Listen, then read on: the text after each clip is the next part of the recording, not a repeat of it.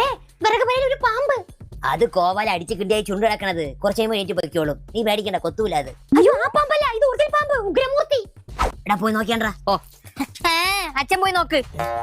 എടി ജലജെ, ഈ പാമ്പിന്റെ നീളവും വലിപ്പം എത്ര കാണും?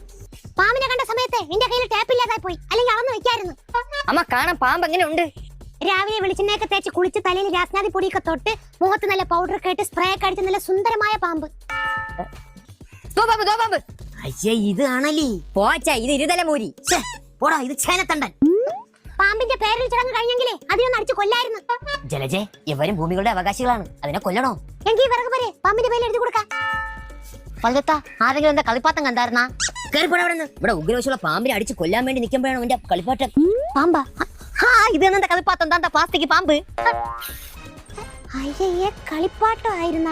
അനാക്കോണ്ട തന്നല്ലേ? ഇല്ലടാ, സൈസിനൊരു ചേനത്തണ്ടൻ.